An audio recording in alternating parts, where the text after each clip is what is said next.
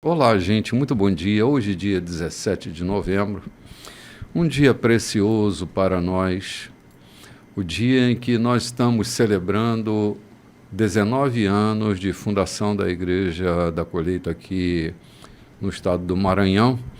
E queremos convidar você para estar conosco agora, às 8h30 da manhã, quando vamos tomar um café, festejar com muita alegria, essa graça que Deus tem nos dado para estar por aqui durante esses 19 anos. Tem sido um privilégio grande poder estar ministrando o tempo inteiro, falando sobre Jesus, pregando o reino de Deus, e isso tem sido compartilhado desde o dia em que chegamos aqui.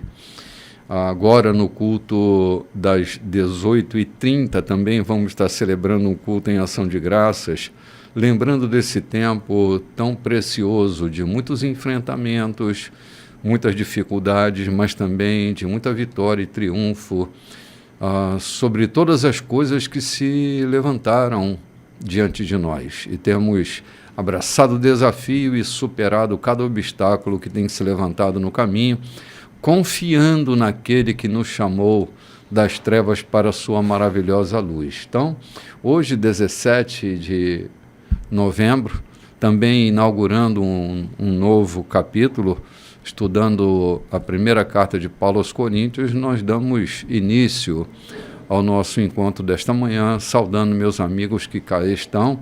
Aqui à minha direita, minha amiga Loide Nogueira. Bom dia, querida. Bom dia, querido. Bom dia. Seja bem-vinda. Bom dia para você que está aí também.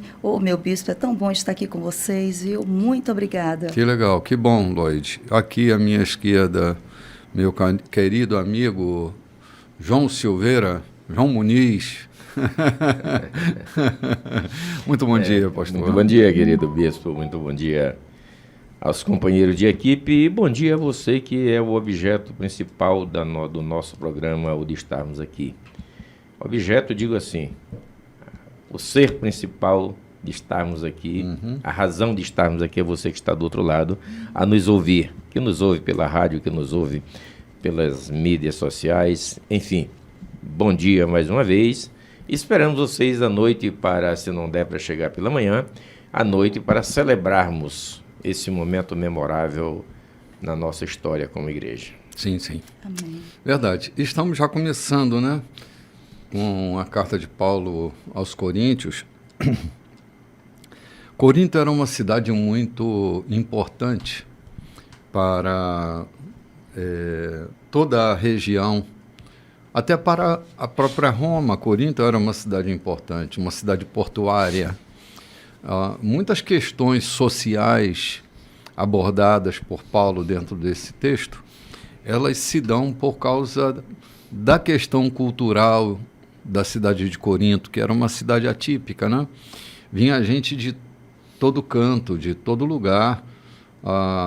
Essa cidade portuária era uma cidade importante para o comércio e para a divulgação da cultura. Então, a gente vai estar diante de um povo com uma peculiaridade diferente e bastante diferente de outras igrejas, né? Mas uma igreja que fornece para nós, até por causa dos problemas que ela vive, ela fornece muito material para a gente estar pensando, refletindo. Como eu disse, tem um aspecto cultural muito, muito típico, né? Então, olhar para essa igreja é olhar com o cuidado de examinar uma cultura onde o evangelho chegou, transculturando as relações. E Paulo tem um papel fundamental dentro dessa igreja, um papel estruturante de tamanha importância, e o cuidado que ele tem com essa igreja, né? Falando de Corinto, é uma cidade portuária que tinha 2 portos. Eu não sei se ela ficava numa ponta ou se ela ficava dos dois lados. Lado oeste e lado leste eram portos. Era uma cidade que tanto vinha gente da Grécia quanto de Roma, né? E ela disputava também a possibilidade de ser a capital da Grécia. Disputava com Atenas o direito de ser capital da Grécia. dado exatamente essa importância que ela tinha no reino para Roma na época. Então, Paulo chega ali pela primeira vez, talvez nos anos 50, e começa a evangelizar. Numa das suas viagens, Corinto era porto obrigatório. E na sua primeira viagem, ou, salvo engano, na sua segunda viagem, Paulo começa a evangelizar aqueles povos. A segunda viagem, né, pastor? Foi A isso segunda. mesmo. E segundo ele viveu lá o quê? 1 ano e meio? Aproximadamente. 1 ano e meio. Ele onde voltou implantou depois. essa Ele igreja. voltou. Na verdade, ele fez 3 viagens para lá. Aham. Segundo alguns comentadores, o alvo principal de Paulo é que, apesar da cidade ser uma cidade evoluída, mas a promiscuidade era muito grande. Escravos, prostituição, andavam livres, as mulheres de vida livre, andavam livre a cata de clientes. Marinheiros, né? A cata de clientes.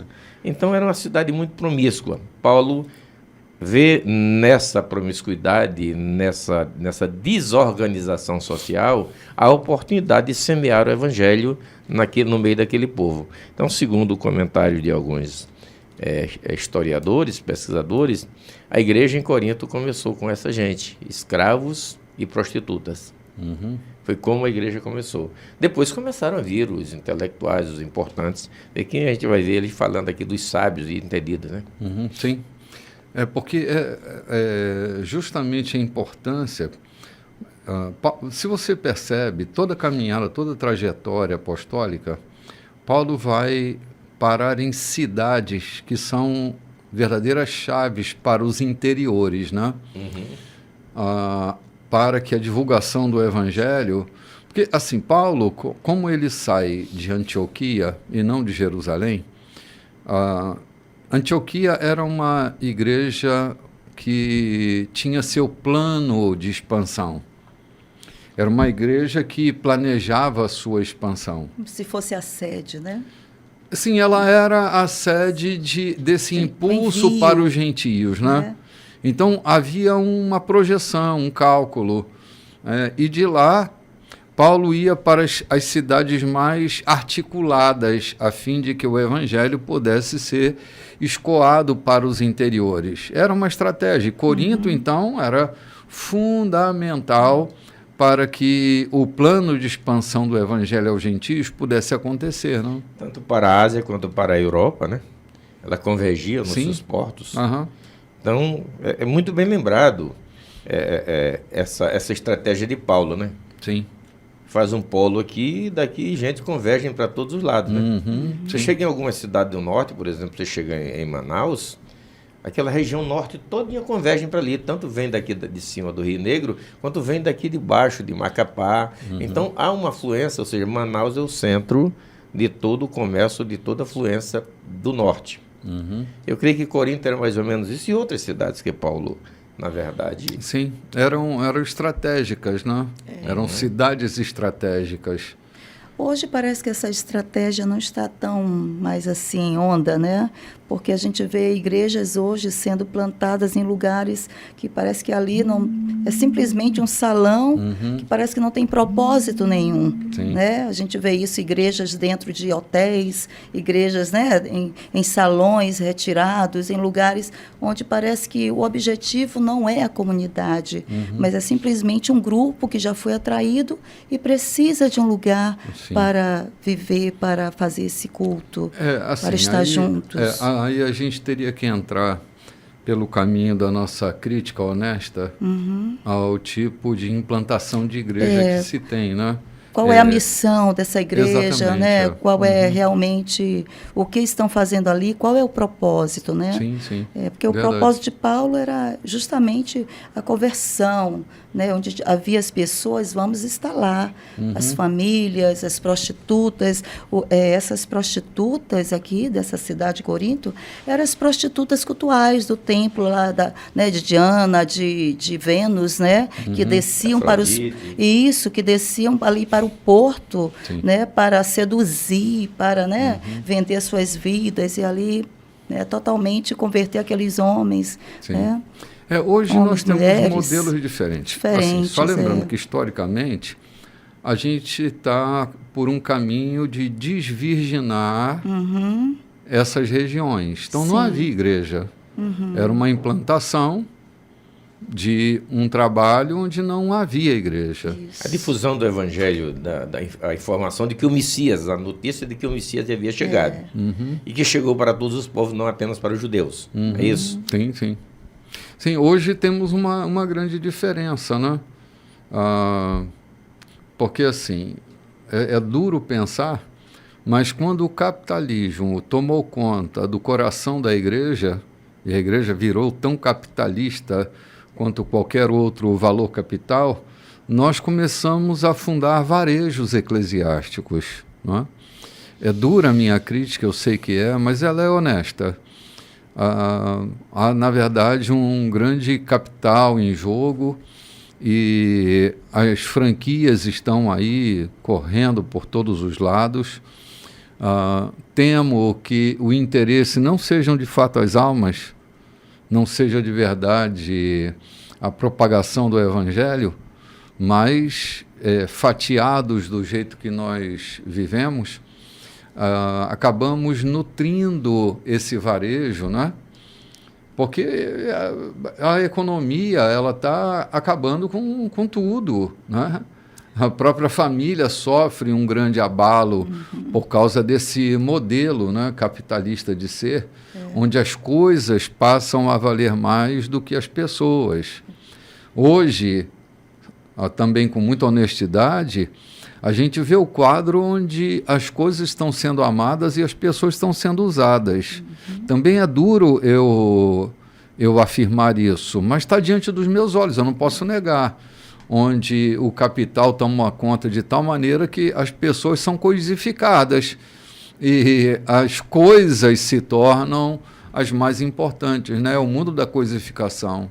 Eu recebi um casal de missionários que está na África, mais precisamente na região de Fulacunda, e ele me falava que a igreja a que ele pertencia decidiu abrir uma congregação ou construir, fazer uma construção que é muito dispendioso naquela região, construir alguma coisa.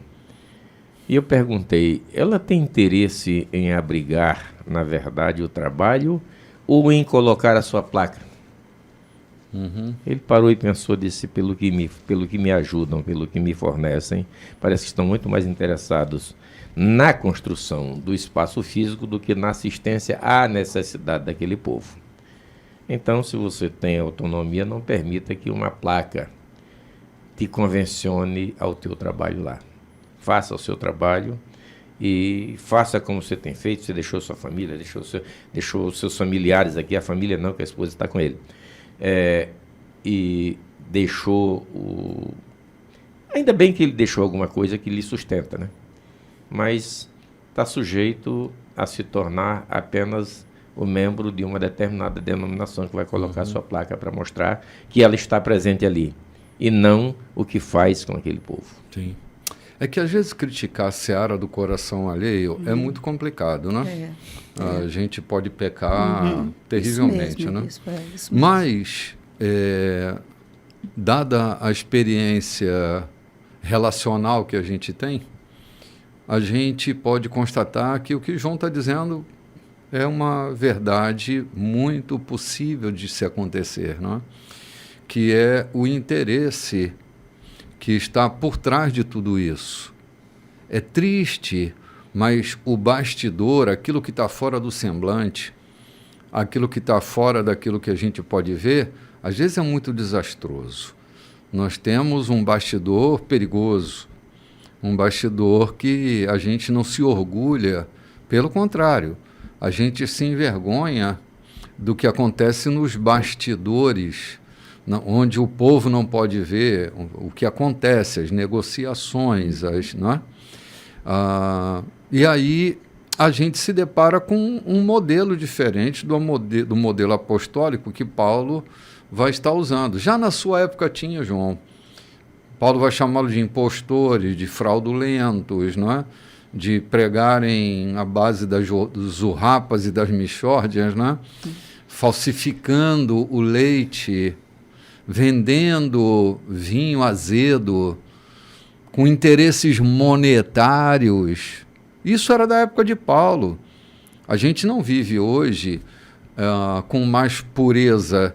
A gente vive hoje a mesma trágica realidade de um ser humano corrompido, que Cristo é só mais uma mercadoria a ser negociada, né? E nem só o Cristo, a vida religiosa ou qualquer coisa. Lembra de Mica?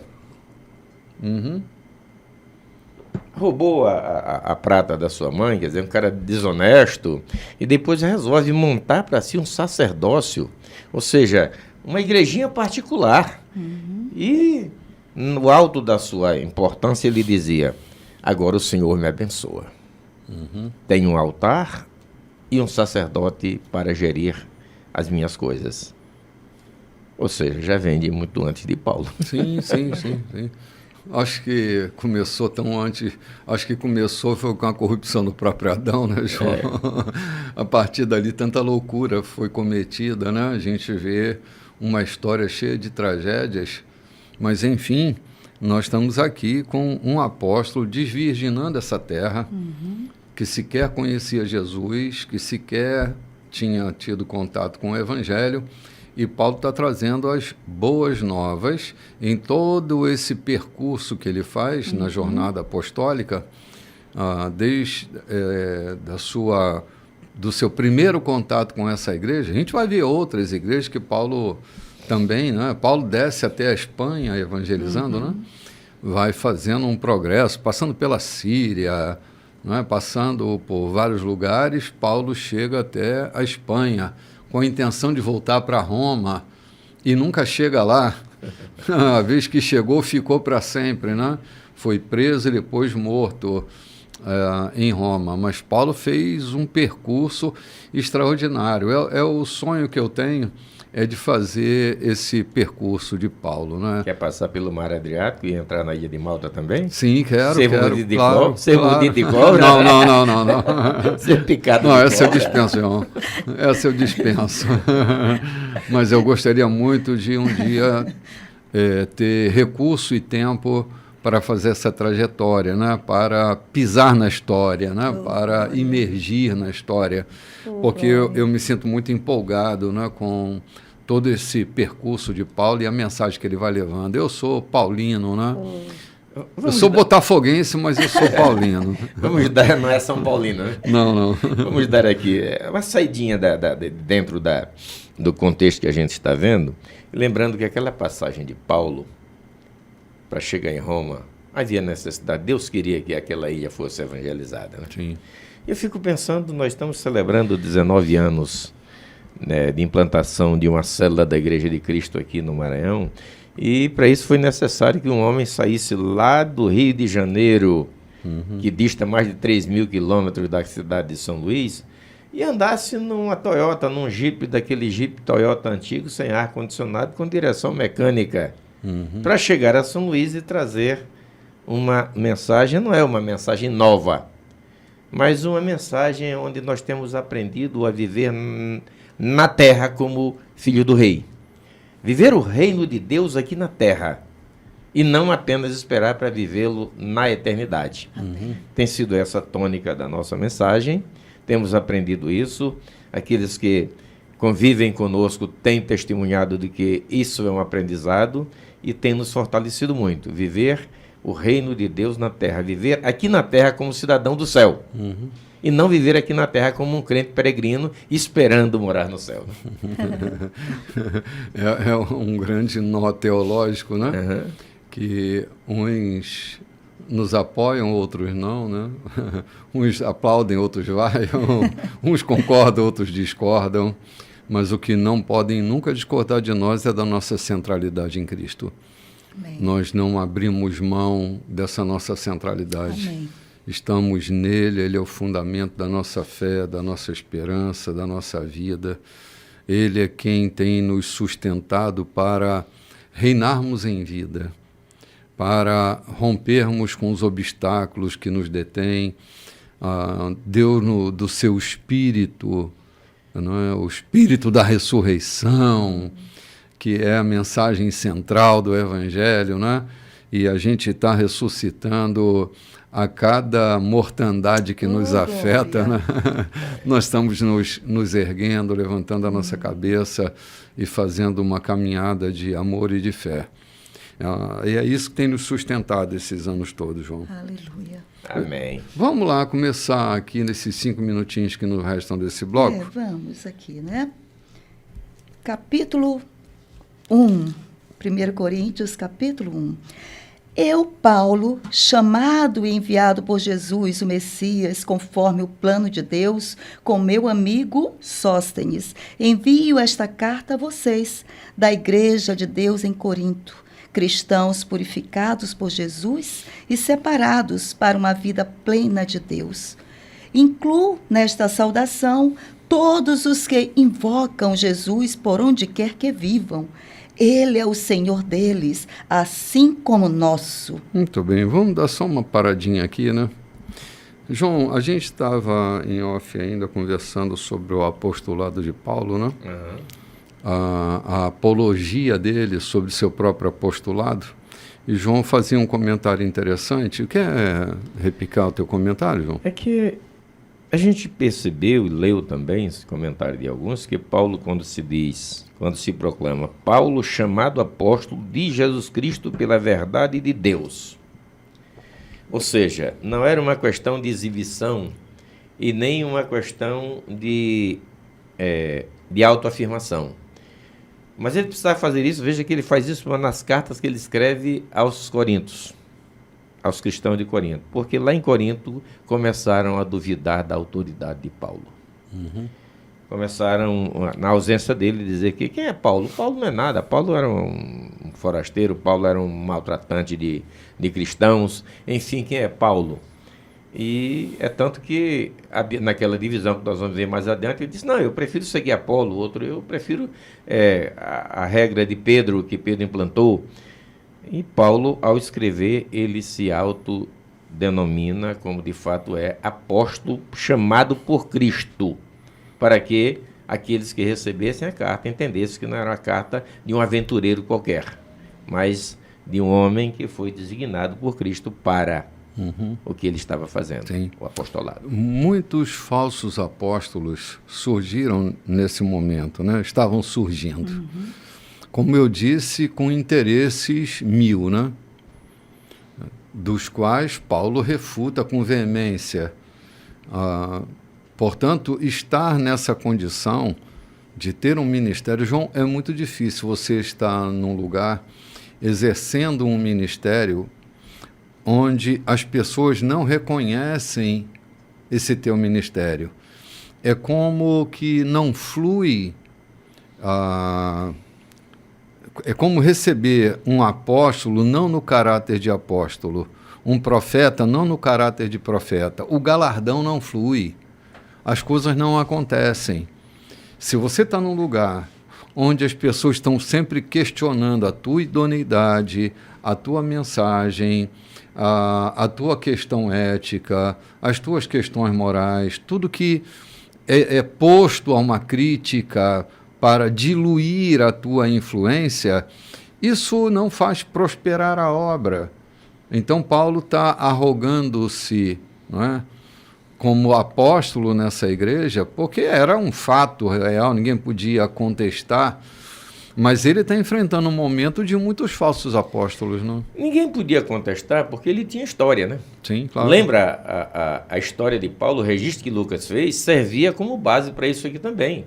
Lucas registra o encontro dele na caminhada para Damasco. Lucas registra mais uma testemunha, né? Que foi Ananias, Sim. Que era um cristão, talvez um pastor naquela região, um influente homem de Deus naquela região. Lucas relata também, ou aliás, registra também, para que isso consubstanciasse aquilo que Paulo está dizendo aos Coríntios. Ele Sim, não estava... o fruto do seu ministério não estava baseado em palavras eloquentes, mas em poder. Quantos enfermos foram curados, quantos milagres aconteceram, que sustentava a mensagem que ele pregava. Então não era só uma questão de persuasão nos seus argumentos. Autointitulação, né? Havia manifestação nítida desse apostolado. Então, ninguém pode negar o seu apostolado, embora não tenha sido um dos 12, o seu fruto apostólico, ele é notório e ninguém pode negar. Então, colocar-se, pôr-se diante dessa situação, vai facilitar a partir daí o diálogo dele com essa igreja, né? Vamos ali tomar um cafezinho, gente? E a gente volta já já.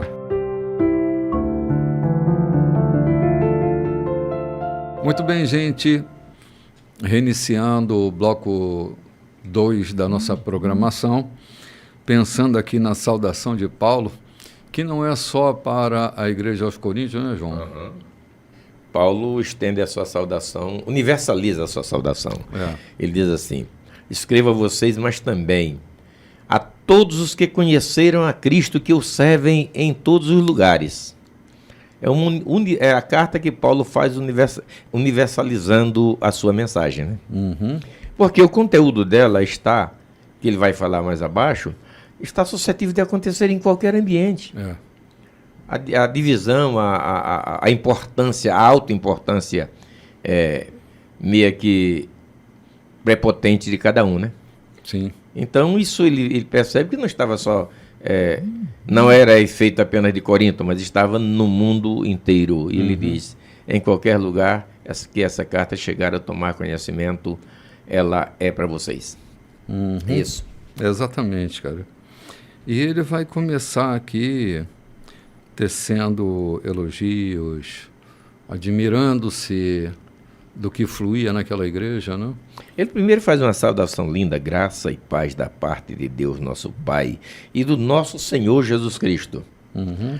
E me desculpe interromper aí, mas a gente falou agora da nossa missão, aliás, do nosso foco crístico, né? Paulo, escrevendo em todos os seus escritos, ele diz o nosso Senhor Jesus Cristo. Paulo fala de Deus, porque falar de Jesus Cristo aos judeus, onde tem um judeu, e não trazer à tona o Pai, ou não trazer à tona Deus, pode soar sem crédito a qualquer judeu. Todavia, Paulo fala graça e paz da parte de Deus, o Pai, e do Senhor Jesus Cristo, que era a centralidade do seu ministério. Sim, verdade. É aqui que ele vai dizer que ele prega Cristo crucificado, não?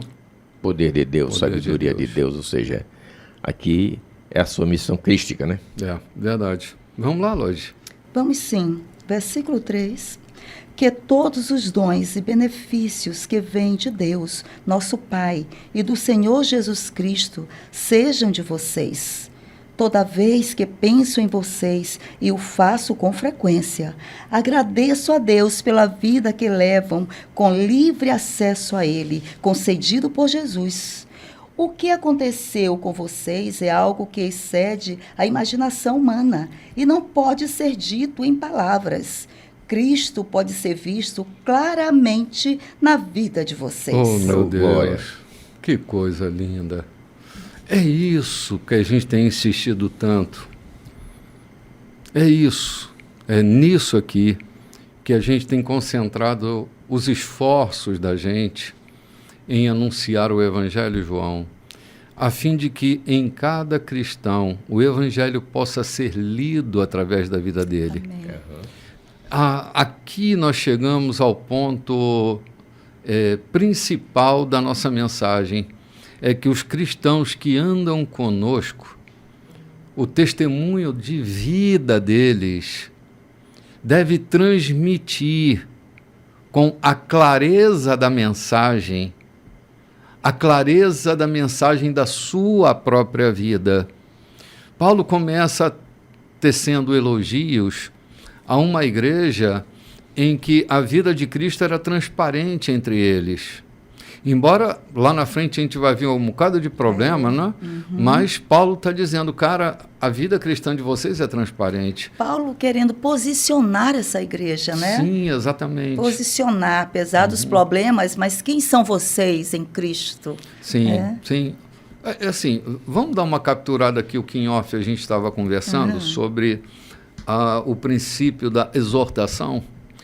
Exortar é um dos talentos mais preciosos que se pode ter dentro de uma igreja. Exortar não é redarguir, exortar não é ralhar, exortar é colocar o nível, é mostrar o padrão de excelência e levar todos a esse lugar.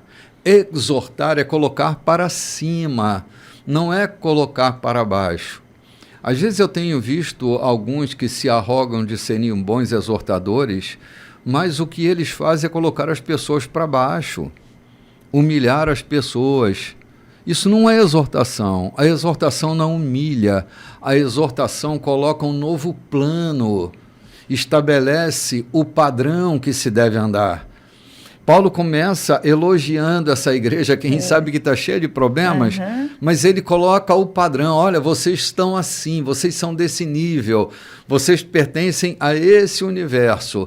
Quando os irmãos fazem essa leitura da percepção de Paulo sobre a vida deles, fica mais fácil, João, transicionar dos conflitos para uma vida de excelência, porque o padrão está posto. Você está sendo visto. Mas voltando na questão de dizer, exortar, ou seja, trazer para baixo, aí tem aquela linguagem, aquele popular entre o evangeliquez, não apacenta, o pau senta, né?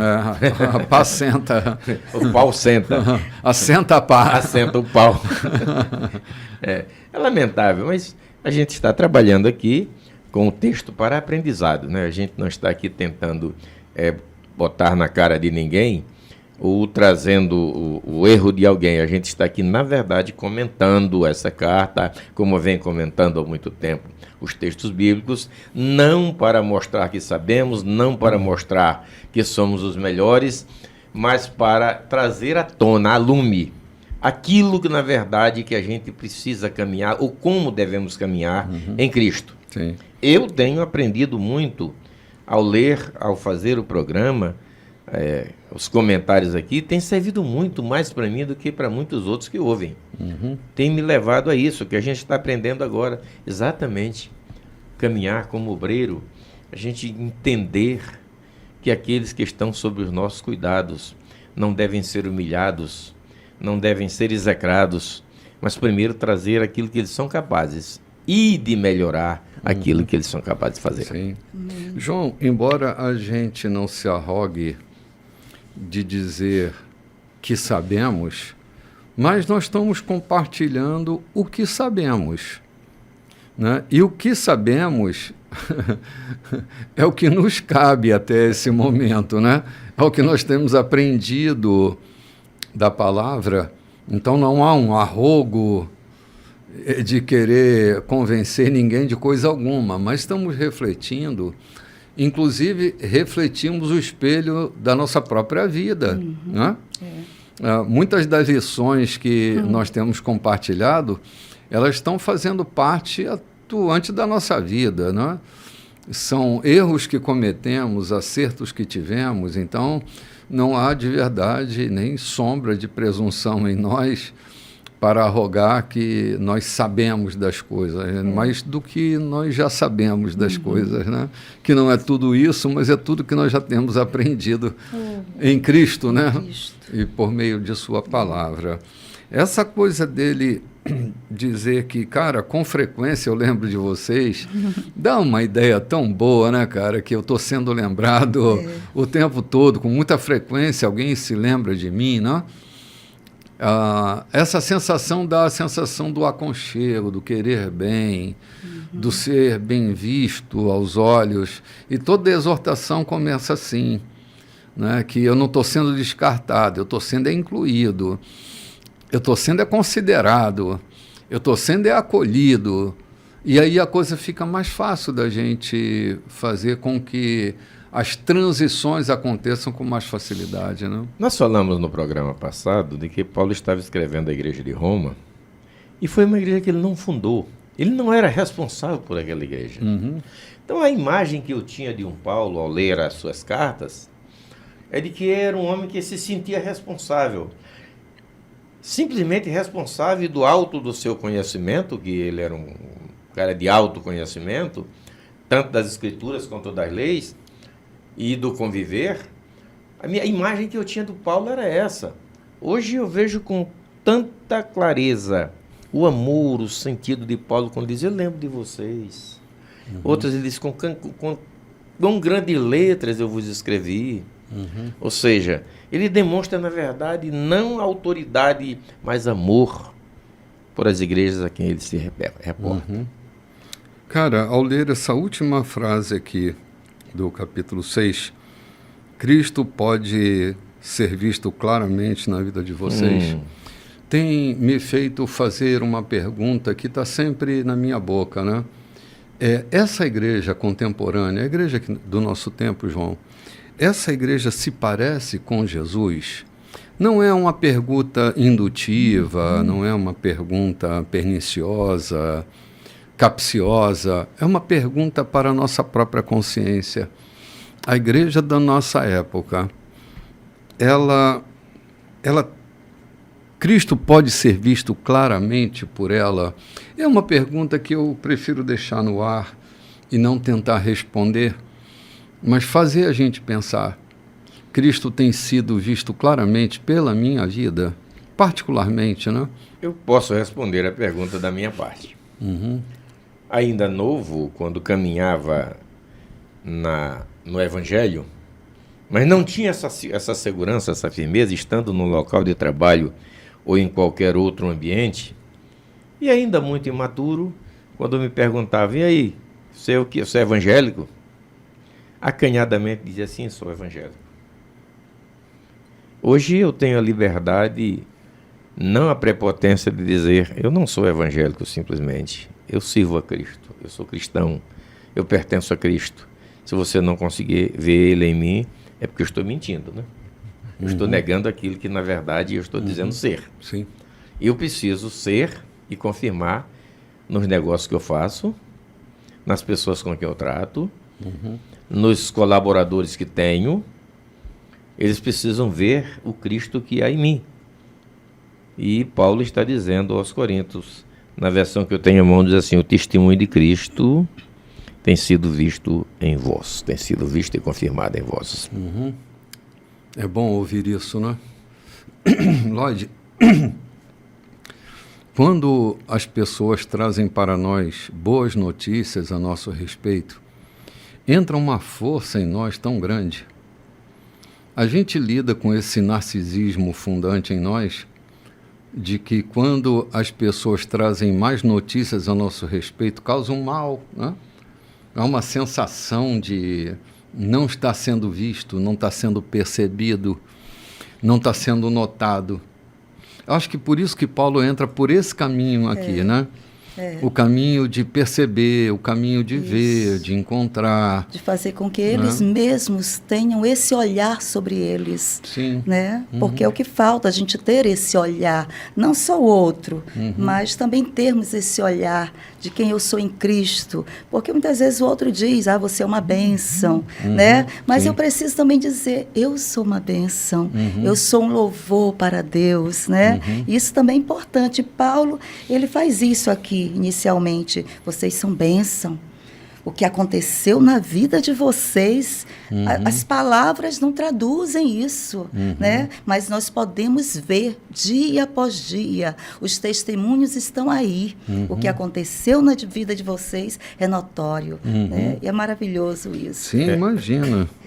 Só escapando aqui, mas tentando dizer que na vida do homem onde Cristo é transparente, até os demônios se reconhecem. Até os malfeitores reconhecem. Eu lembro que eu tinha um amigo, pastor, e ele ficava na igreja até 10 horas da noite, 11 horas, ele gostava de escrever, escreveu vários livros.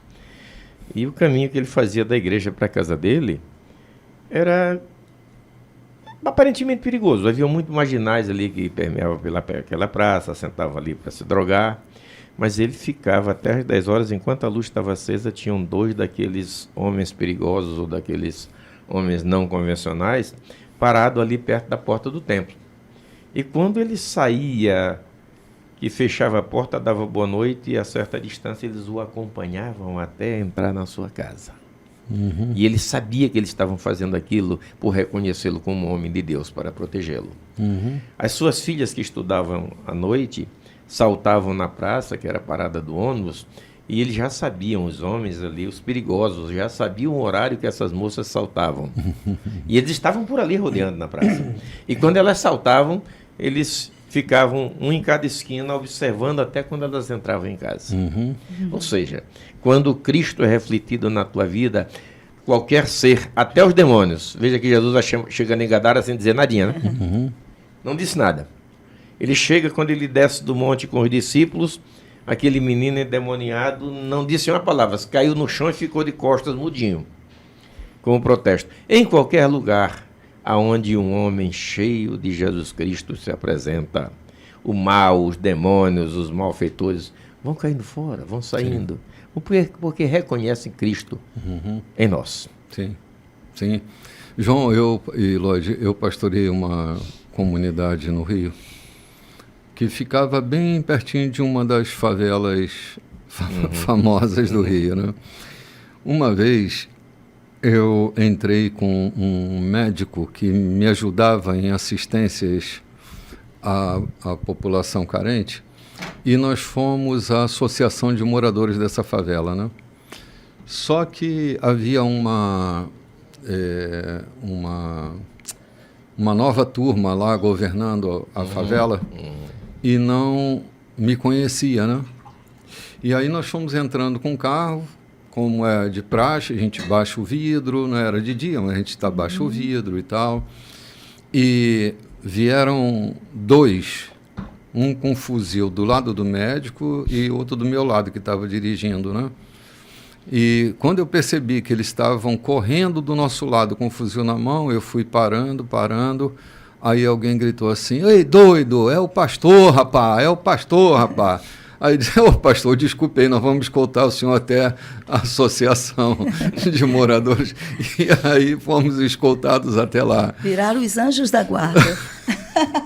Os demônios se converteram em anjos da guarda. Essa coisa da gente fazer o bem, da gente contribuir com o crescimento da comunidade ao nosso redor, interferir nos rumos dessa comunidade, trazer o bem-estar. Cara, isso faz com que o evangelho que nós pregamos com a nossa boca seja sustentado com as nossas ações. A sustentação não vem de um discurso eloquente, vem de uma vida consistente. Isso.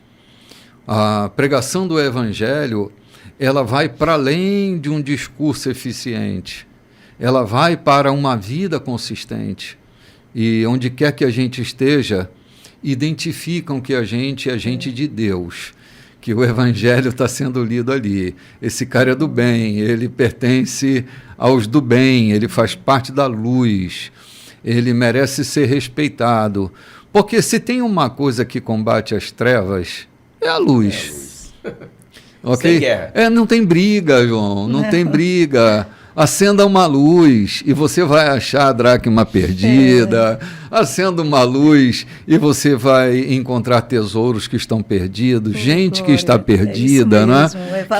Valores que estão perdidos, né? Acenda uma luz. É isso que Paulo diz aqui em seguida, que ele diz: basta vocês pensarem que vocês têm tudo. Exatamente. Ele fala aqui de uma maneira tão linda. Olha aqui, ó. Qual é o versículo? 4. Não, estamos aqui. Cristo pode ser visto claramente na vida de vocês.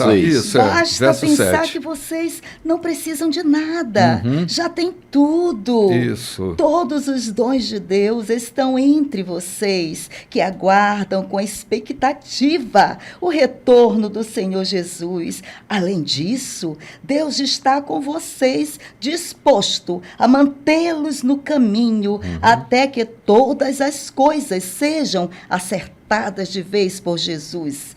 Deus que conduziu vocês a esta aventura espiritual, compartilha conosco a vida do seu Filho e o nosso Senhor Jesus. Ele jamais irá desistir de vocês. Nunca se esqueçam disso. Eu não me esqueço. Eu não me esqueço. Basta você lembrar que já tem tudo, que não Sim. precisa de nada. Sim. Olha, Lodi, mesmo sendo nós criaturas inacabadas, lembremos-nos e consideremos-nos com mais respeito próprio, não? Que Ele não vai desistir de nós. Ele não desiste daquele que Ele chama, daqueles que Ele convoca, aqueles que Ele aprova. Ele não desiste de nós.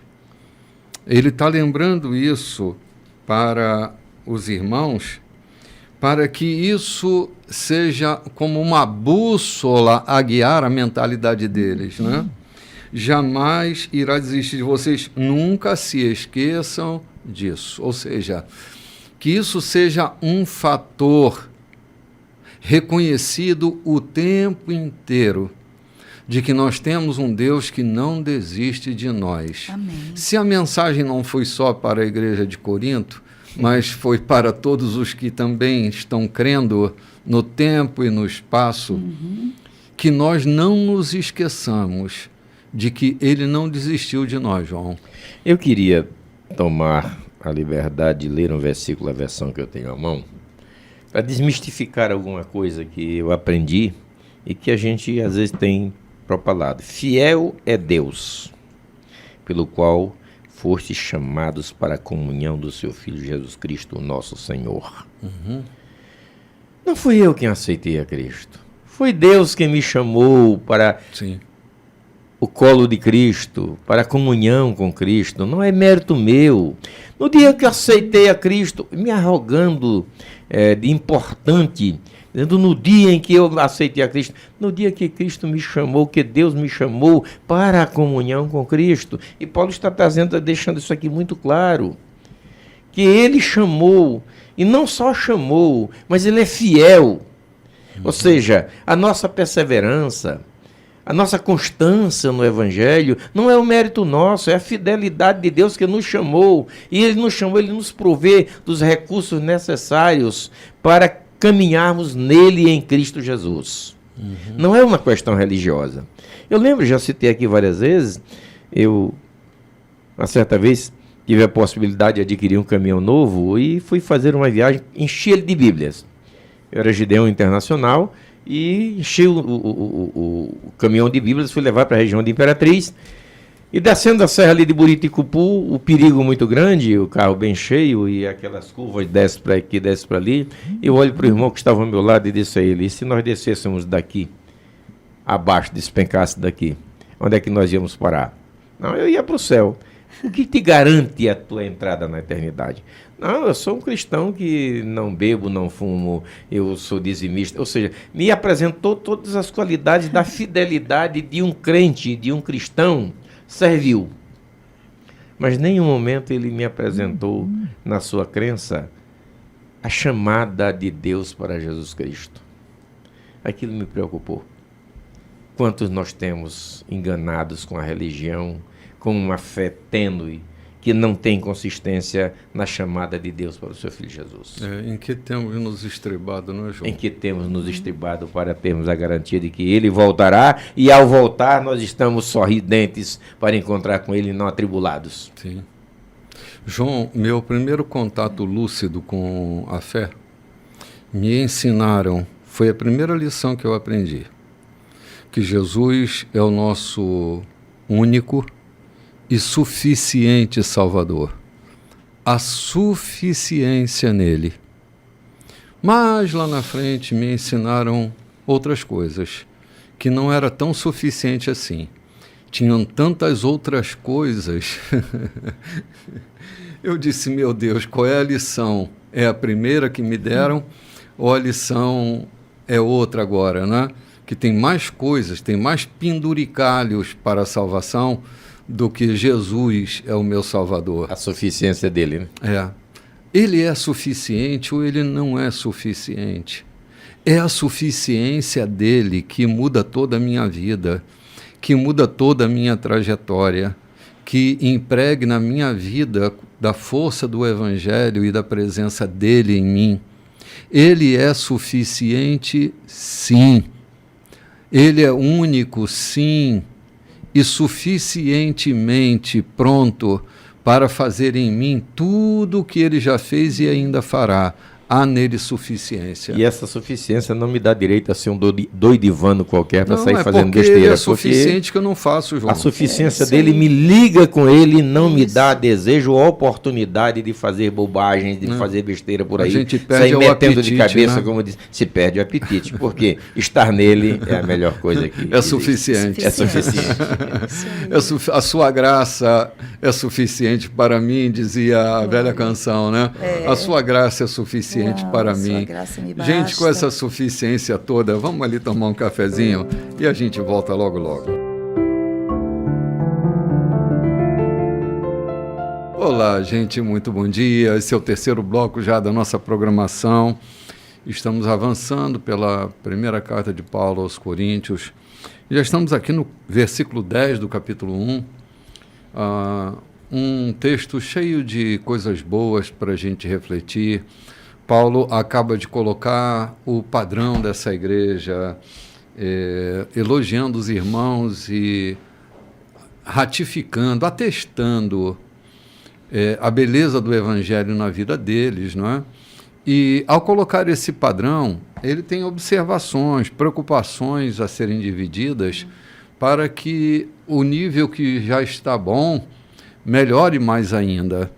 Então, ele vai agora estabelecer uma observação, uma preocupação que ele tem com relação àquela igreja que aparentemente está como que polipartida, né? Há muitos partidos ali, eles não conseguem chegar a um acordo e ele está rogando pela unidade da igreja. Só lembrando, antes da gente entrar no texto, que a unidade, ela exige diversidade. O diverso, né? Não há diversidade, exige diversidade. Toda unidade exigirá diversidade para que a beleza dessa diversidade possa compor aquilo que é único, aquilo que faz bem para o corpo, aquilo que deve prevalecer.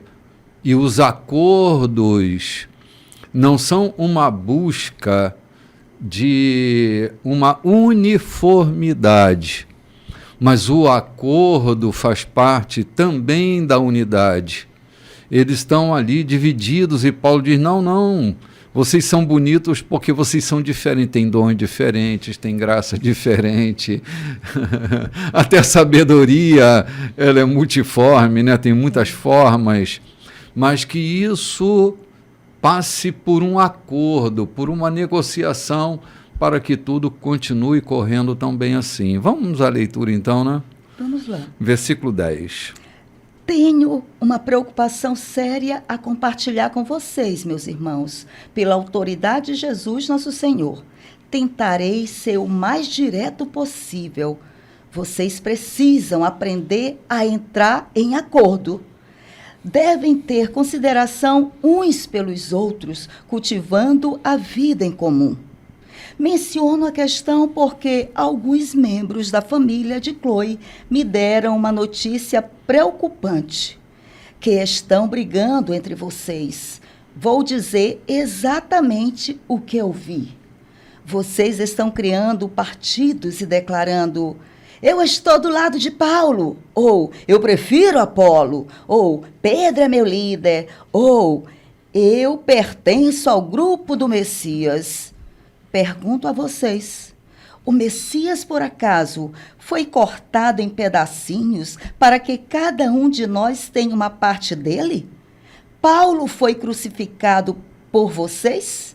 Algum de vocês foi batizado em nome de Paulo? Não participei de nenhum dos batismos de vocês, com exceção dos de Crispo e Gaio. E agora, diante dessa questão, estou feliz de não ter participado. Pelo menos ninguém pode sair por aí dizendo que foi batizado em meu nome. Pensando bem, batizei outra família, a de Estéfanas, mas pelo que me lembro, foram apenas esses. Deus não me enviou para juntar seguidores meus, mas para pregar a mensagem, anunciar o que ele tem feito e reunir seguidores dele. Não fui enviado para pregar confiando em minha eloquência, banalizando assim o que importa, a cruz de Cristo. Ela não pode ser reduzida a mero discurso. Vamos dar uma paradinha aqui. Que coisa extraordinária. Gente, pensar por esse viés de Paulo é gerar tanta pacificação, às vezes, dentro da igreja. Não é só da igreja local, não, da igreja de Cristo. Pensar num apóstolo dizendo que ele não tem seguidores, mas os seguidores são de Cristo, que as pessoas não são suas propriedades, elas são propriedade de Cristo. Pensar que nenhum desses apóstolos reconhecidos são donos de coisa nenhuma e de que não há dono na igreja, a igreja tem um dono e chama-se Jesus. Entrar nesse argumento de que não foi ele que morreu por ninguém, entrar nesse discurso de Paulo é trazer saúde para a igreja, é que a igreja saiba quem é o Senhor da vida dela. Isso é acentuar um grande organismo para que ele funcione como um corpo orgânico, se movimentando em torno de um comando, o comando do cabeça que é Cristo. O fundamento dos apóstolos e dos profetas é Cristo. Cristo é o fundamento. Então, sobre toda a igreja, o fundamento deve ser Cristo. E em função dele, nós precisamos estabelecer acordos para que a gente funcione bem e funcione melhor. Se a gente trabalhar com esse senso de propriedade, a gente está numa empresa, não está numa igreja. Os pastores, os líderes, os apóstolos, eles não são os donos da igreja, a igreja é de Cristo. E a gente precisa deixar isso bem claro para que a igreja funcione como um corpo, como um organismo e não como uma organização. Pensar a igreja como organização é pensar a igreja empresarialmente e não pensar a igreja como um organismo, né? Como essa figura orgânica que ela deve ser. Acho extraordinário Paulo se posturar dessa forma, João. Mesmo sendo ele um apóstolo reconhecido, ele diz que ele não faz seguidores dele, ele faz seguidores de Cristo. De que Cristo é, ele não. Foi Cristo quem deu a sua vida por nós, não foi ele, nem fui eu, nem foi você. A gente tem uns hábitos de linguagem que são equivocados. Alguém quando diz assim, porque lá na sua igreja, bispo, minha igreja, eu sempre digo, cara, e espero que não seja com antipatia, mas eu repito, não é a minha igreja, eu não tenho igreja, eu não dei a minha vida por ninguém, eu não fui crucificado e nem ressuscitei por ninguém, a igreja é de Cristo, deixa isso claro, né? Eu costumo me pronunciar dizendo, esta célula da igreja de Cristo, né? Nem chamo de igreja, porque a igreja é um contexto daqueles que servem a Cristo, né? Prefiro dizer a célula da igreja de Cristo. Mas tenho 2 pontos aqui a comentar. Primeiro, eu tomei conhecimento por alguns da família de Cloé, ou Clói, que entre vocês há demandas. A grosso modo, olhando assim por cima, parece que uns fofoqueiros foram encontrar-se com Paulo para levar informações desastrosas ou complicadas para perturbar a vida de Paulo. Eu não vejo dessa forma. Dentro de uma igreja, eu entendo que não deve haver fofoqueiro, nem fofoca, nem tratador de confusão, porque já lá no Antigo Testamento, há um texto que diz que Deus abomina, né, aqueles que semeiam fofocas e contendas. Mas também há uma necessidade de cristãos sinceros, preocupados com o andamento da obra, vendo aquilo que nós, os obreiros, não estamos podendo ver, sente com a gente e converse com sinceridade, não traga fofoca, não traga confusão e nem com intenção de provocar dissensão. Aquele pessoal da família de Cloé, eles foram ter com Paulo porque estava preocupante, na verdade, aquele momento na vida de... Porque Apolo era o pastor da igreja. E outros não queriam, achavam que Apolo não tinha qualidade para conduzir a igreja. Então preferiam Paulo, porque Paulo foi o fundador daquela igreja. Outros mais arrogantes, que a gente parece, olhando rapidamente, entender que eram os mais simples, não. Aqueles que se diziam pertencentes a Cristo eram os mais arrogantes deles. Não eram os que diziam de Paulo. Os que diziam que pertencem a Cristo eram os mais arrogantes. Então... ninguém dá ordem para mim, né, João? Exatamente. Não pertence, ninguém dá ordem para mim, eu sou de Cristo. Ou seja, eram os mais arrogantes realmente. Meu papo é exclusivo com ele, né? Mas eu quero voltar na questão da informação. Uma informação a ser dada a um líder da igreja, daquilo que está acontecendo, ela deve ser dada. Agora, deve ser dada com o cuidado devido. Ela deve ser dada com respeito devido e com a intenção devida. Porque o pior delas é quando é mal intencionada. Sim. Então, o pessoal da família de Cloé foram a Paulo e comentaram. Comentaram não, talvez viajaram exclusivamente para isso. Porque Paulo estava em Éfeso quando escreve a carta, né? Então eles viajaram de Corinto a Éfeso para tratar com Paulo, creio que exclusivamente para dizer: não queremos que aquela igreja se desfaça por contendas e racha. Então tenha cuidado, escreva alguma coisa, vamos lá com a gente, vamos resolver essa questão, porque alguém já está se ufanando de importante e não estão dando o valor devido para o pastor que está conduzindo a igreja, que é Apolo. Apolo era o pastor da igreja. E interessante, pastor João, essa questão, porque a gente vê que Paulo trata aqui com transparência, né? Ele diz: recebi notícias, né? De uma maneira muito educada, recebi notícias dos membros da família de Cloé. Quer dizer, ele colocou aqui de onde veio as notícias, de onde surgiu aquilo que estava sob o conhecimento dele agora, que ele precisava resolver, né? Muitas vezes a gente olha, fulano disse, né? Ouvi dizer... muitas vezes se trata assim, ouvi dizer, me disseram. E não foi assim que ele tratou, foi com muito respeito, de uma maneira respeitosa, né? Recebi notícias dos membros da família de Cloé. Que essa coisa, quando você omite nomes, dá uma sensação de que tem uma fofoca acontecendo. É isso. Você não sabe quem é quem. Alguém me disse, ouvi de alguém, alguém comentou. Isso. E não se coloca nome, porque assim... Quem comentou depende muito de quem comentou. Para mim, o comentário, quando vem de alguém ou quando vem de ti, tem muita diferença. E colocar o nome do Cloé, entendeu? Dá uma autoridade. É como se tivesse ele sabe o que ele está falando. Sim. Né? Eu senti como se fosse isso. Foi os membros da família do Cloé, né? E tal. Eles me disseram sobre isso e aí ele diz: eu vou dizer exatamente o que eu ouvi. Não era uma denúncia do nome deles. Na verdade, era uma confiança na mensagem que eles estavam trazendo. Sim. Eles não fizeram uma fofoca, levaram uma mensagem.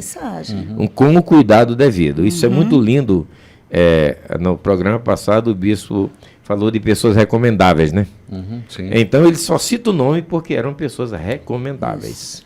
Se não fossem pessoas recomendáveis, fosse qualquer fofoqueiro, talvez o Paulo nem tivesse tratado do assunto, por descredibilidade. E não foi apenas uma pessoa, ele diz alguns membros da família, querendo dizer, né, realmente deve estar acontecendo, porque não vi somente de uma pessoa. Sim. Mas, então, o que nós estamos tratando aqui? Por que nós estamos comentando o assunto?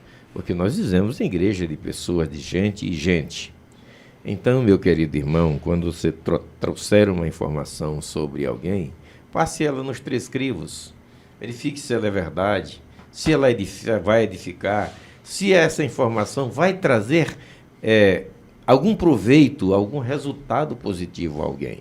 Se não, deixa essa informação para lá, não seja abominado por Deus em semear fofoca e contenda, porque Deus vomita aquele que semeia contenda.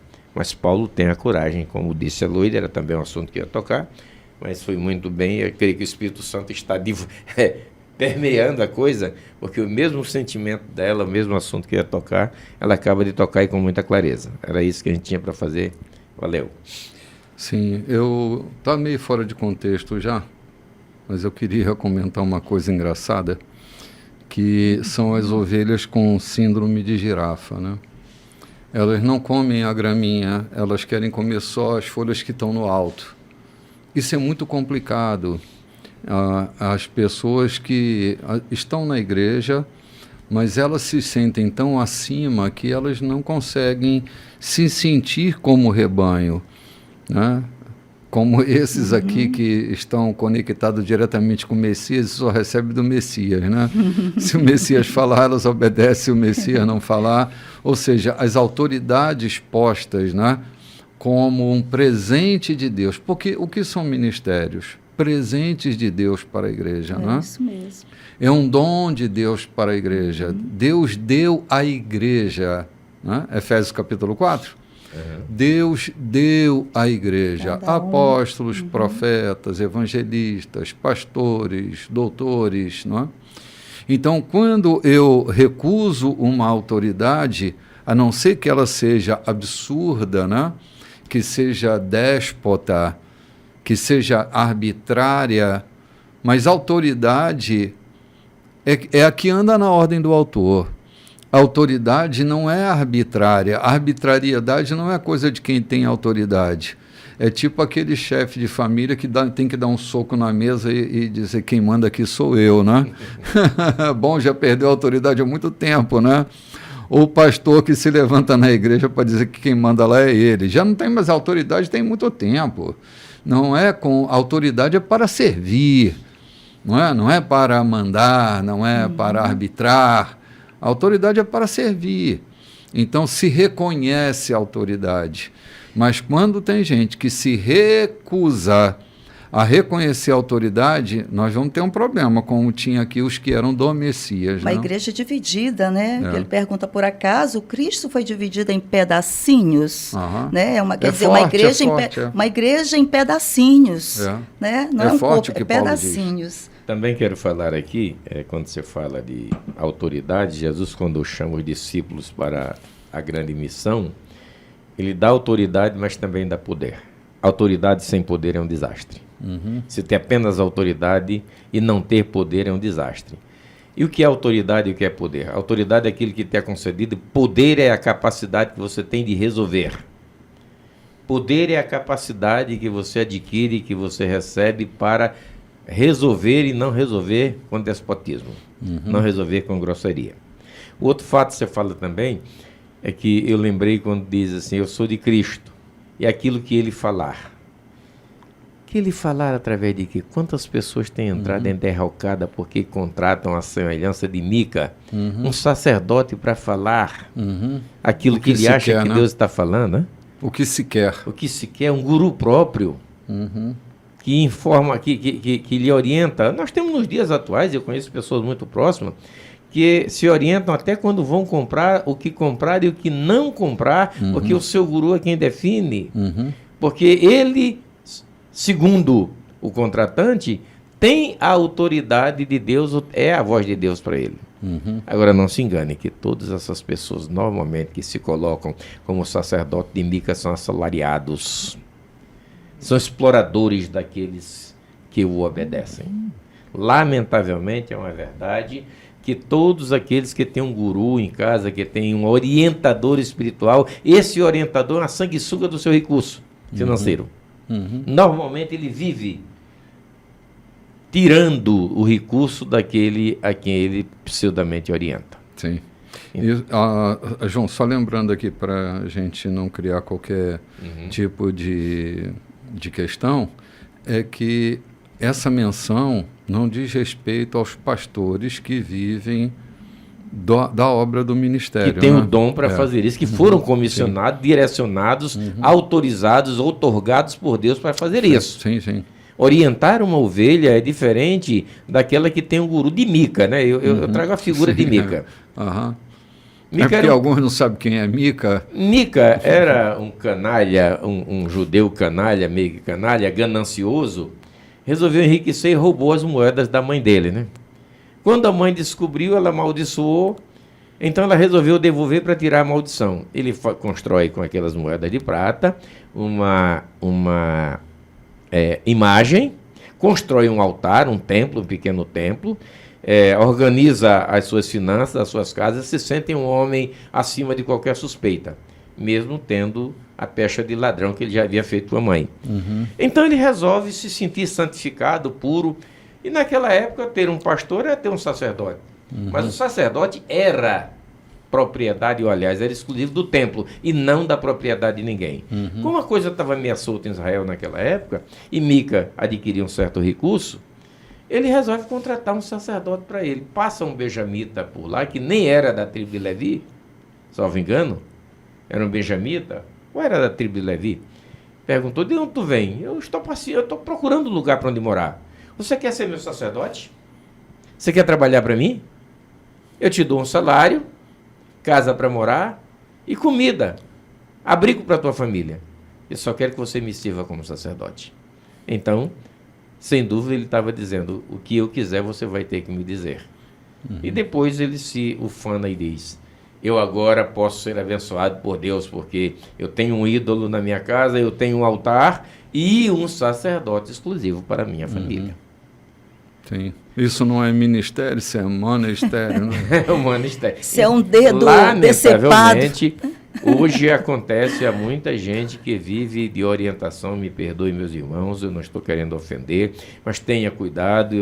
Recentemente eu vivi uma situação dessa com um amigo que se orienta por um guru, e infelizmente há pastores que deixam a sua congregação para serem gurus à distância daqueles que saem da sua congregação, viajam centenas de quilômetros para ser guru de alguém abastado, que abastece seu carro, que paga o IPVA, que ele enche a mala do seu carro com recurso. Eu conheço isso de perto.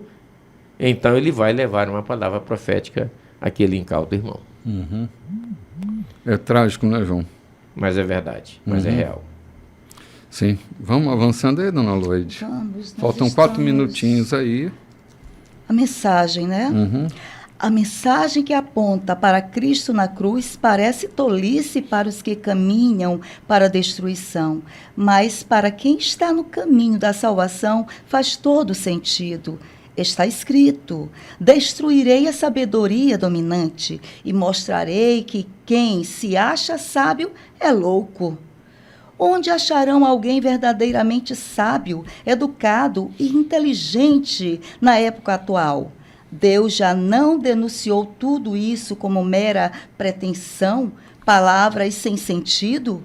O mundo, com a sua sabedoria fantasiosa, nem mesmo chegou perto do conhecimento de Deus. Por isso, em sua sabedoria, Deus decidiu usar o que o mundo considera tolice, pregação acima de tudo, para levar os que confiam nele ao caminho da salvação. Muito bem, vamos dar uma paradinha por aqui. Cara, uma explicação muito lúcida sobre do que se trata o Evangelho, do que se trata a pregação do Evangelho, do que se trata o caminho de Cristo, né? Essa argumentação de Paulo, né, na tua versão, ela tem uma percepção um bocadinho diferente, né? É meio complicada para se entender, porque ele fala de sabedoria. Eu estava meditando nisso, já estudando por várias vezes esse texto aqui, entendendo que Paulo não está falando de um conhecimento comum, de um conhecimento acadêmico, de um conhecimento teológico. Paulo está falando de alguém que se arroga ter conhecimento acima da sabedoria que vem de Deus. De alguém que quer dissertar o Evangelho, ou seja, Estevão fez um discurso lindo no dia da sua morte, dissertou com tanta clareza sobre o Cristo, com tanta precisão sobre o Cristo, e foi visto pelos seus algozes como um homem cheio do Espírito Santo, cheio de sabedoria de Deus. Está lá, Lucas narra isso. Diferentemente daqueles, e ele está falando exatamente para esse pessoal que queriam, esses que diziam: eu sou de Paulo, eu de Apolo, eu de Pedro, eles estavam falando exatamente do conhecimento que eles tinham a respeito das Escrituras, do conhecimento, ou daquilo que eles foram buscar sobre o Evangelho, e se ufanando de conhecer uns mais que os outros. E Paulo chega e diz: ei, isso é sabedoria vã. Esse conhecimento sem a presença do Cristo nas vossas vidas é só falácia. Sim, está cheio do Espírito Santo, esse conhecimento não tem vaidade, não tem validade nenhuma. Eu até lembro de um hino que diz assim, me desculpem estender mais, diz: uma palavra revestida de poder, uma palavra com poder celestial. Aí ele diz assim: mesmo que formado em teologia e tenha muita sabedoria carnal, nem que pregue o evangelho noite e dia, não me conformo sem o poder celestial. Eu creio também que Paulo está se referindo aqui, tipo assim, comparando a palavra dele também com a de Apolo, que o Apolo, por ser esse orador, né? Eu sou de Paulo, outro de Apolo. Paulo está dizendo que... Lembra que ele disse quando esteve na primeira vez, ele não foi tão eloquente, ele não foi assim, ele falou do que interessava, que era de Cristo, né? Então, aqui ele está, eu acho que comparando, né? Vocês são um de Paulo, outro de Apolo. Aí ele coloca: fui enviado para pregar, não fui enviado para pregar confiando em minha eloquência. O outro era eloquente e tinha aqueles que eram adeptos da boa palavra, né, do discurso, da oratória, né? Tinha isso também. Sim, é verdade. Verdade. Então, assim, equilíbrio acima de tudo, moderação acima de tudo, porque o Evangelho é poder de Deus. Ele já vai falar sobre isso, né? A gente vai ali tomar um cafezinho e volta já já. Olá, gente, muito bom dia. Você que chegou agora, já estamos terminando, estamos no 4º bloco da nossa programação, mas você pode nos assistir lá no YouTube a partir das 9 horas da manhã.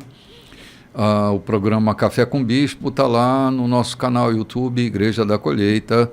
E se está chegando já desde cedo, estamos dando continuidade aqui, né?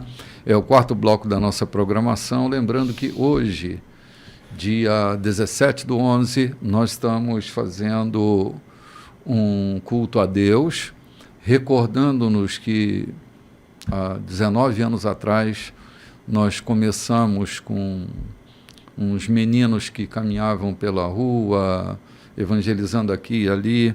Nós começamos um pequeno grupo, a Igreja da Colheita começou a se envolver com essa gente, e aí foi chegando gente, e há 19 anos nós estamos aqui pregando o Evangelho, anunciando as coisas concernentes a Jesus, e tem sido uma alegria para nós. E agora, às 8h30, nós começamos um café fantástico para celebrar esse tempo que a gente tem tido com Deus nessa cidade. E logo mais às 18h30, o nosso culto vespertino, para que Deus receba-nos como ações de graças que estamos dando a Ele, pela alegria de podermos estar aqui esse tempo todo, né?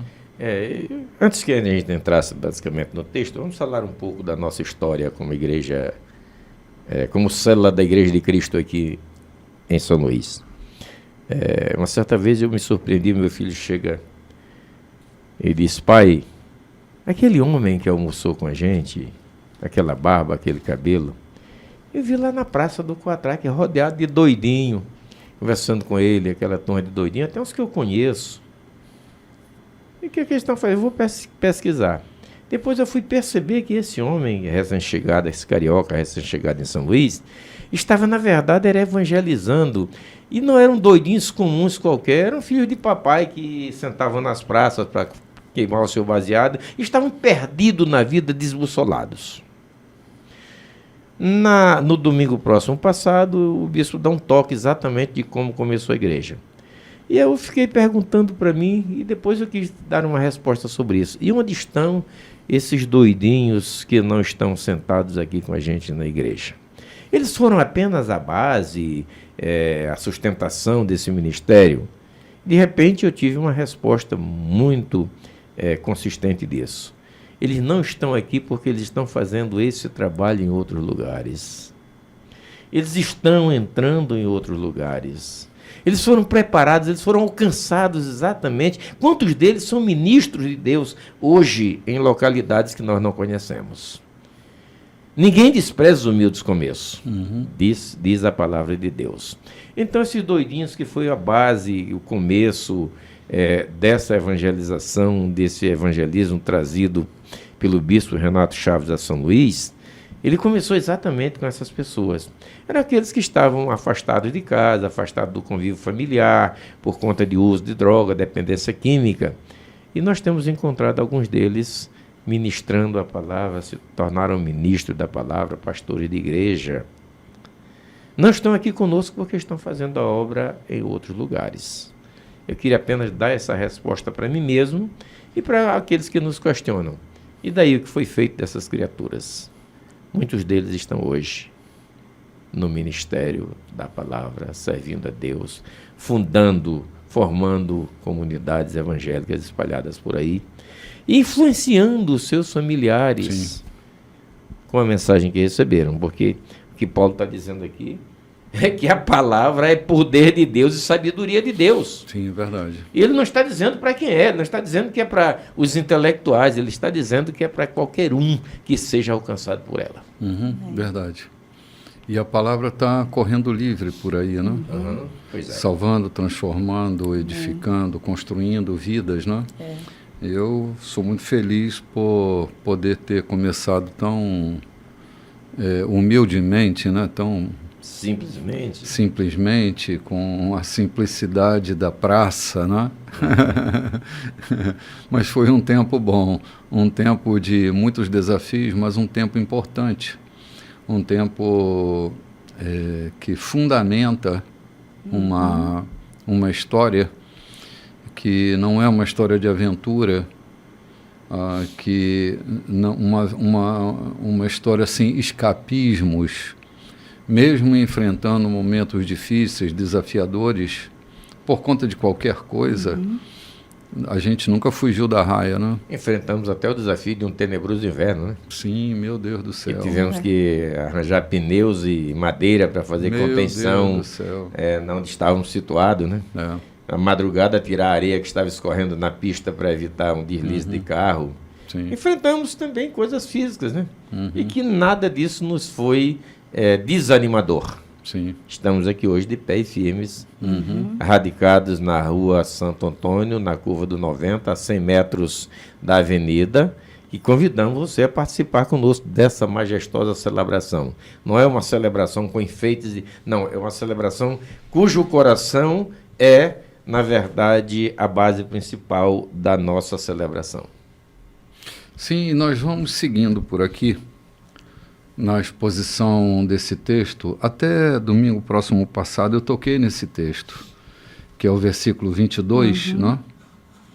E a gente vai fazer a leitura e o comentário que nos cabe nesse texto tão rico, tão extraordinário. Enquanto os judeus buscam milagres e os gregos correm atrás de sabedoria filosófica, nós prosseguimos anunciando Cristo, o crucificado. Os judeus o consideram uma pedra de tropeço e os gregos um absurdo. Mas para nós, judeus e gregos, pessoalmente chamados por Deus, Cristo é o milagre e a sabedoria, absolutos reunidos numa única pessoa. A sabedoria humana é quase nada comparada com o aparente absurdo de Deus. Toda a força humana, nem sonhando, pode competir com a, entre aspas, fraqueza de Deus. Meu Deus do céu, vamos dar uma paradinha aqui. Ter Jesus nascido se tornou um absurdo, um escândalo. Ter ele encarnado a natureza humana, ter vivido como um ser humano, ter a sabedoria divina num corpo humano foi uma verdadeira tragédia. Por isso que ele diz que para os judeus ele é uma pedra de tropeço. Não é? Uma pedra de tropeço, porque na qualidade messiânica dos judeus, ele teria que vir de uma linhagem sacerdotal. Sim, ou um grande rei, alguém... Uma linhagem real. Uma linhagem real. E veio, né, de Davi. De estrutura humana, né? De estrutura humana, num cavalo branco, não é? Com uma capa vermelha. Ele vem lá de Nazaré, né? Lá de Nazaré. Ele vem surgindo e com a sabedoria dele confundindo toda a argumentação da filosofia grega e produzindo efeitos extraordinários. Ele é um absurdo, não é? O aparecimento do Messias é um absurdo. Compreender a simplicidade da sabedoria, João, não vindo argumentar no patamar dos filósofos da Grécia, era de se escandalizar mesmo. E né? especialmente naquela época que a filosofia era o manchester de tudo, mais do que o poder aquisitivo. Uhum. A sabedoria era muito maior do que o poder aquisitivo. Talvez a sabedoria na Grécia naquela época fosse mais do que o agro hoje no Brasil. Uhum. Era o poder de então. É tanto que até Roma se quedou, que estava com poderio militar, Roma quedou-se a sabedoria, a filosofia, o conhecimento da Grécia. Uhum. Então Jesus chega nesse contexto, trazendo uma mensagem simples, mas de poder. Uhum. Fazendo aquilo que o poder, nem os magos conseguiram fazer. Paulo se confronta ou se encontra com alguns magos cheios de poder que até conquistaram o governador de uma cidade e de repente ele diz em nome de Jesus. Uhum. E o cara se desfaz todinho, muda de atitude. Isso tornou-se loucura para essa sabedoria tão grande. Paulo chega em uma cidade onde deuses eram adorados e a sabedoria ali, o conhecimento era tão profundo que criaram uma igreja que por acaso um Deus que eles não conhecessem pudessem, um templo que pudessem adorá-lo ali. Paulo chega e discursa tão veemente ali que termina conquistando o povo daquela cidade. Por quê? Porque era uma mensagem simples, mas uma mensagem de poder. Sim. Jesus estava em Cafarnaum, Lloyd e João, quando ele recebe a visita dos gregos, pedindo um sinal, ou pedindo sinais, né? Eles não vão atrás da sabedoria, embora eles estejam indo atrás da sabedoria, né? Mas vão pedindo um sinal. Era a Grécia se rendendo à grande sabedoria do Messias. Então, nós temos uma figura que confunde de verdade todo esse fluxo de uma sabedoria humana, de cogitações humanas, de prescrutações humanas, e nos deparamos com Jesus, e Paulo sustenta a pregação do crucificado. Ele dá uma argumentação assim, completamente diferente da escola da Grécia. Ele traz uma sabedoria que não brota da perquisição humana. Ele traz uma sabedoria, ele anuncia a sabedoria vinda de Deus, que confunde a sabedoria dos sábios, que leva à ruína a sabedoria dos sábios. Escandaliza os judeus, porque ele vem ressuscitando o morto, ele vem purificando leprosos, ele vem na contramão da pregação dos judeus naquela época. Então ele vem quebrando paradigmas de todas as ordens, das ordens religiosas e das ordens filosóficas, e Paulo sustenta a simplicidade e a profundidade desse discurso, né? Ele não se elitiza, né? Sim. Não vai para as grandes elites. Não. Mesmo sendo... Para as grandes escolas. A simplicidade do Cristo era tão grande que, mesmo sendo descendente de Davi, ele não se arroga no momento de pagar imposto, não se propõe o sábio por excelência, mas todas as vezes que era questionado, eram decepcionados aqueles que o questionavam. E é o que Paulo diz: poder de Deus e sabedoria de Deus. Pregamos a Cristo o crucificado, o poder de Deus e sabedoria de Deus. Sim. Então, olha a que patamar Paulo eleva o Evangelho de Jesus e a pessoa de Jesus, né? Ele dá um status de engrandecimento, confundindo completamente o sistema, né? Porque, assim, gregos e judeus, estamos falando de sistema. Ele fala de um Jesus que quebra os paradigmas do sistema, né? A sua acessibilidade, a grandeza dessa conexão que Jesus faz entre os homens e Deus esse vínculo, esse elo criado com sua morte, com sua ressurreição, acaba completamente com a proposta do sistema. Ele vem numa espécie de antissistema, né? Jesus é o grande facilitador, e na pregação de Paulo é a pregação da grande facilitação do homem ter acesso a Deus, não é? Muito bem, vamos avançando por aqui, né? Versículo 26. Lembrem-se de quem vocês eram quando foram chamados para esta vida. Não vejo entre vocês muitos representantes da elite intelectual, nem cidadãos influentes, nem muitas famílias da alta sociedade. Não é óbvio que Deus deliberadamente escolheu homens e mulheres que a sociedade despreza, explora e abusa? Não é óbvio que ele escolheu gente do tipo Zé Ninguém para desmascarar as pretensões vãs dos que se julgam importantes? Fique claro que nenhum de vocês pode contar vantagens diante de Deus. Tudo o que temos, cabeça no lugar, vida correta, pecados perdoados e novo início, vem de Deus, por meio de Jesus Cristo. Daí o ditado: se alguém se orgulha, que se orgulhe por causa de Deus. Oh, meu Deus do céu. Essa afirmação que Paulo traz é que está em Jeremias. Não se glorie o sábio na sua sabedoria, nem o forte na sua força, nem o rico nas suas riquezas, mas aquele que gloriar-se, glorie-se nisto, em me conhecer e saber que eu sou Deus. Sim.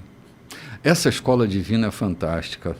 Quando Paulo diz, tudo que temos, cabeça no lugar, vida correta, pecados perdoados e novo início, vem de Deus. Ou seja, a possibilidade de recomeçar sempre, né? Ter a cabeça bem arrumadinha, viver fora das confusões, né? Ter os nossos pecados perdoados, viver uma vida correta. Isso não vem de uma escolarização, isso vem de uma escola, entre aspas, aqui, de uma escola divina.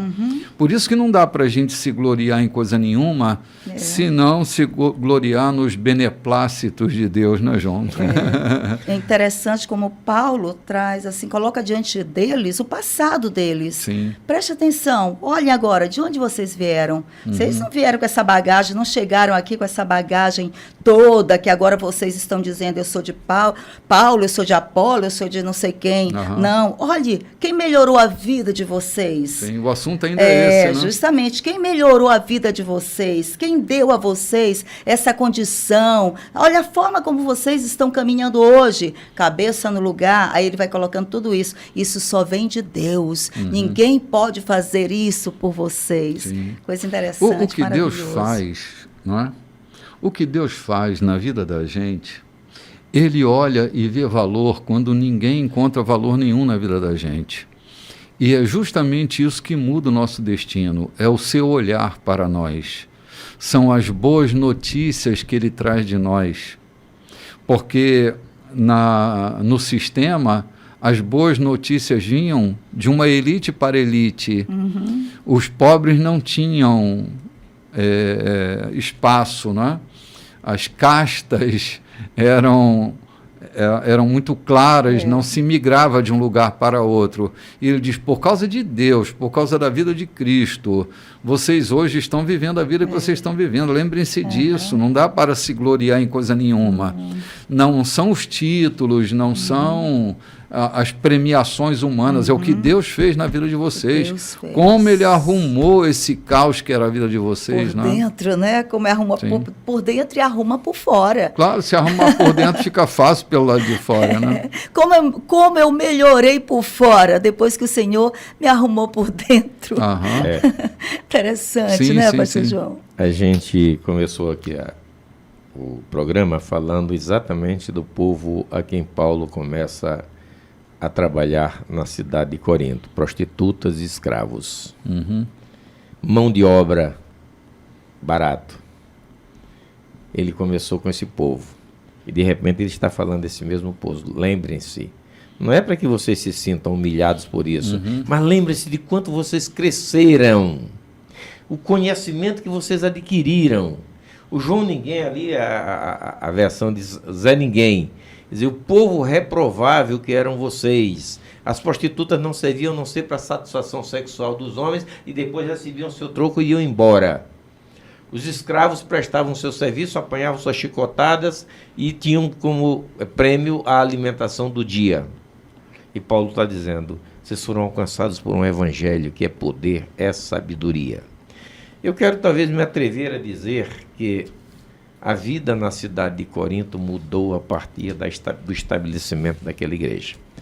Um lugar onde tem uma igreja bem-sucedida, uma igreja que organiza a comunidade, ela muda a economia daquela cidade, ela muda os costumes daquela cidade. Infelizmente, hoje nós temos muitos contrários disso. Lá nas nações indígenas, hoje não é permitido você pregar o evangelho quase em aldeia mais nenhuma para não mudar costume indígena. Mas eu quero dizer, e eu sou prova disso, que onde o evangelho chega, muda a cultura, muda a economia, muda o comportamento, muda a forma de pensar e a forma de vestir. E é isso que Paulo está dizendo para o pessoal que está em Corinto. Vocês eram escravos, prostitutas, Zé Ninguém, relegados por aí. Hoje, vocês não podem se orgulhar de achar que são importantes. Mas vocês devem ter alegria em saber que vocês foram chamados por aquele que é poder e é sabedoria, que é o próprio Deus. Sim, João, quando o evangelho chega na vida de alguém, na família de alguém, no bairro, na cidade de alguém, o evangelho tem esse pendor para as grandes coisas. O evangelho sempre fará de nós gente muito maior do que a gente pensou que pudesse ser. Porque ele nos propõe uma vida maior do que o nosso medo, maior do que os nossos preconceitos, uma vida maior do que nossas próprias enfermidades. O evangelho nos faz maiores. Ele tem o pendor para as grandes coisas. Quando o evangelho chega, ele muda a raiz, ele muda o radical da vida, ele muda a vida. Então, a gente passa a ver possibilidades quando antes, no comprometimento do fracasso em que a gente estava inserido, não nos permitia ver. Agora, com a mente de Cristo, com a mente renovada, com o espírito recriado, novas criaturas que nós nos tornamos por causa do evangelho na nossa vida, das boas notícias, nós podemos ver oportunidades no meio das crises que nós enfrentamos. A mente de Cristo faz isso em nós. Amém. Faz a gente reiniciar todas as vezes que forem preciso se reiniciar, porque o Espírito da ressurreição está em nós. Amém. E o Evangelho traz essa mensagem da ressurreição. Porque pregar o Evangelho sem cruz e sem ressurreição é faltar tudo no Evangelho. É uma notícia que não transforma, a filosofia religiosa. Não muda. Por isso, João, é que nem os gregos acertaram, nem os judeus acertaram, porque Cristo vem com uma proposta muito diferente do que a Grécia e os judeus traziam como proposta para mudar a vida das pessoas. Não é uma escola formal, filosófica, é a escola do Espírito que muda a vida das pessoas, não? Se vocês assistirem, vocês que estão nos ouvindo, um filme chamado Em Seus Passos que Faria Jesus, vai ver que uma cidade de Raymond, nos Estados Unidos, estava morrendo. E só foi possível ela se reerguer quando a igreja tomou posição para se reconectar com a sociedade e a cidade mudou. Nós lemos aqui um texto em Romanos, estou tentando lembrar o capítulo, diz assim: se o Espírito que ressuscitou Jesus dentre os mortos habita em vocês, ele revivificará os vossos corpos mortais. Sim. Não está falando apenas de ressurreição. Sim. Está falando, na verdade, de afeta vida. Tudo, né, João? Está falando de vida. E vida é vida. Quando estamos vivendo em alegria, os nossos poros se abrem, o nosso rosto brilha, né? Amém.